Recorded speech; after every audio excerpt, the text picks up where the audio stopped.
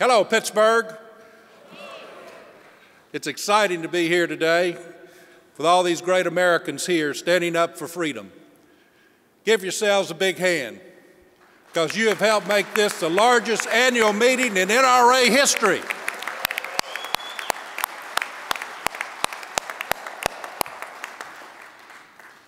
You know, I grew up in the NRA. I recall all those summers when, as a young boy, I tagged along with my dad to Camp Perry. I attended my first annual meeting as a youngster. And I'm pleased to see so many kids in the audience here this morning. I remember meetings where just a few hundred attended. It's amazing to me to see this large crowd and to know that over this weekend, more than 70,000 of us will fill this convention center. Ladies and gentlemen, let there be no doubt about it. Your NRA is alive and well and stronger, coast to coast, than ever before.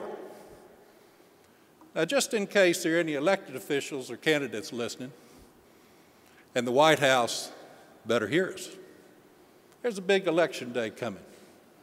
And you've got about a year and a half to prove you're on the right side of freedom. Because you'd better believe that we're the NRA and we dang well vote.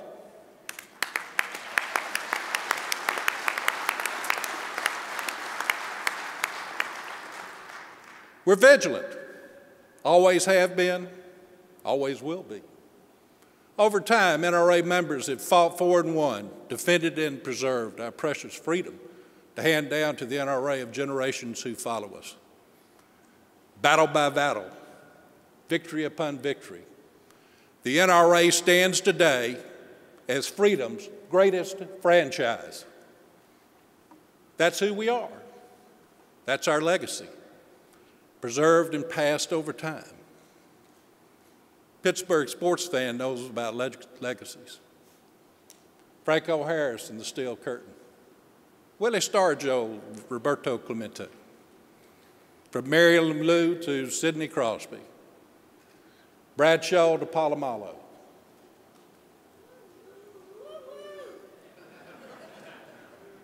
Joe Namath. You know, I have to mention him. He grew up just a few miles from here. Like me, Joe played for Coach Paul Bear Bryant at the University of Alabama.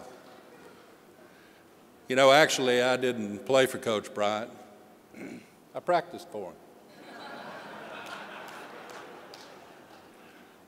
Back then, freshmen wasn't eligible to play, but we were eligible to practice. And I was one of Coach Bryant's favorite practice dummies. Every day, he'd find me and put me 1-on-3 against the starting center and 2 starting guards. I won some of those battles, but a shoulder injury ended my football career, left me with 5 pins I still carry around today. You know, my wife is probably rolling her eyes right now. You see, she didn't go to Alabama. She went to a little school down the road called the Alabama Polytechnic Institute. Today they call it Auburn.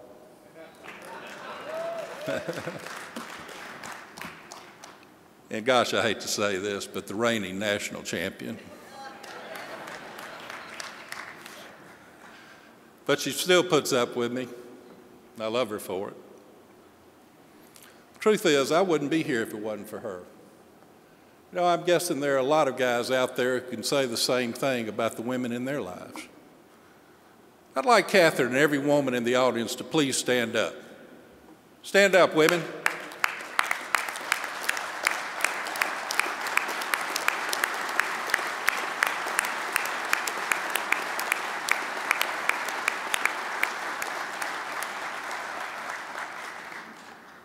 You know, you're our wives and mamas, our grandmamas and aunts, sisters and daughters. I know a lot of you probably shoot and hunt better than many of us men. And I know for sure that our success the success of the NRA and of our nation is in no small way because of you. You are the women of the NRA, and we love you and we thank you.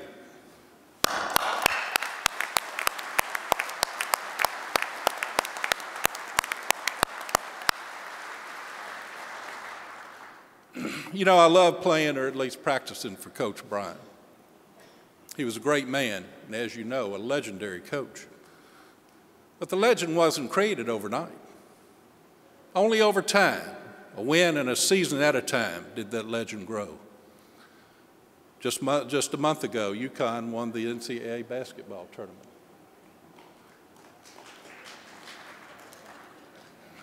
I remember Coach John Wooden's great UCLA teams. Coach Wooden won 10 championships in 12 years, including 7 in a row. But he coached for 17 long years before winning that first one. Legacies are built one play at a time, one victory after another over time, and passed in time to the next generation for their contribute in our time. And I was touched this morning by our moment in honor of those 6 great men who passed away since our meeting a year ago. They understood our legacy of freedom. They were lions of their generation who left the earth only after leaving every one of us more free.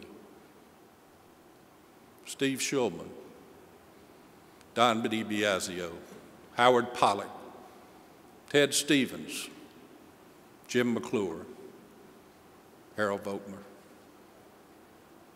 God rest their souls. They can never be replaced. You know, but I wonder, who will pick up the ball they carried so far? They fought hard to defend our freedom. Their fight endures to this day, passed now to us to preserve and further NRA's great legacy of freedom.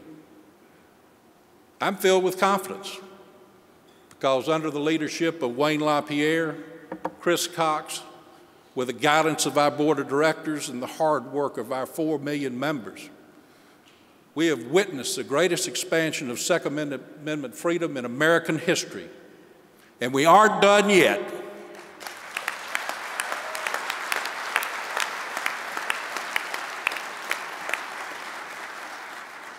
And I'm confident because throughout NRA history, great patriots have stepped up, stood up, and fought for what was right. When the Gun Control Act of 1968 was enacted, it just about put NRA out of business. Back then, we had about 100,000 members, kind of a gentleman's shooting society. We didn't do much lobbying and weren't prepared for the anti-gun onslaught that besieged us. That led to an NRA revolution at the 1977 annual meetings in Cincinnati. My dad, who had previously served as president of the NRA, chaired that fateful meeting. It was a fight over the direction of our organization and its future. Dad gavelled that meeting to order at 7:30 that night. It lasted a full 8 hours. Dad never left his feet. Things got pretty heated that night, but Dad maintained order. Howard Pollack was there. He was Dad's parliamentarian. A lot of other great lions of freedom were there, fighting for the life of the NRA. Hal Glasson, Judge Bartlett Rummel, George Whittington, Frank Orth, Alice Bull, John Dingell, Jim Reinke. And when it was over, the revolutionaries had won. Harlan Carter was named the executive vice president. Control of the organization had been restored to the members, and the way had been paved for the creation of NRA's Institute for Legislative Action. That's when NRA really began to grow, in numbers and in political strength. Just like my father, the NRA will not be caught sitting down in face of adversity. By 1982, gun owners were beginning to recognize that NRA was their greatest ally in defending the Second Amendment. and our membership exceeded 2 million members. We've now swelled to more than 4 million members nationwide. More than 20 million Americans identify themselves with the NRA, and polls consistently find that the NRA is viewed more favorably by more Americans than either national political party, the Congress, or the White House.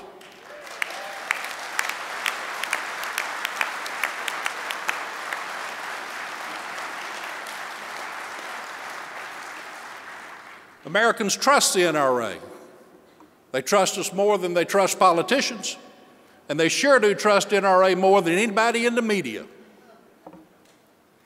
You know, that trust was built over time upon the bedrock principle that NRA stands for the Second Amendment and for our freedom, pure and simple. If public officials back the Second Amendment, we back them.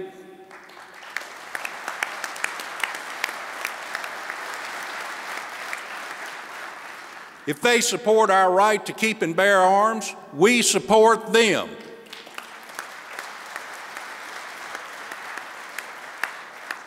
If they work to preserve our freedoms, NRA members work for them.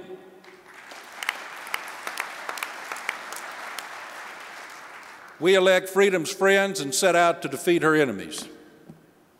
And it doesn't matter if you're a Republican or a Democrat, an independent, a Tea Party member, or the man in the moon. If you're on the right side of freedom, we're on your side.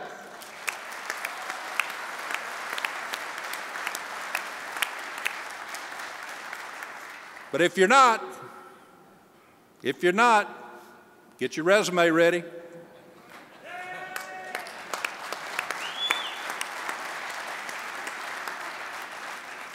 Because by the next election, you'll be looking for a new job.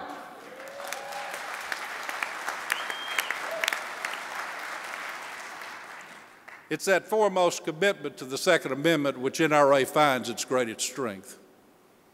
And we must remain vigilant by working and contributing and bringing others into our fold.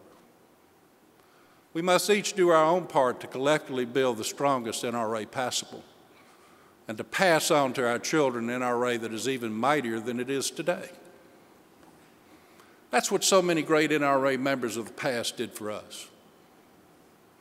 Because of the groundwork laid in the past, NRA stands today as freedom's greatest franchise, a legacy of individual liberty that makes the United States of America the greatest nation on earth.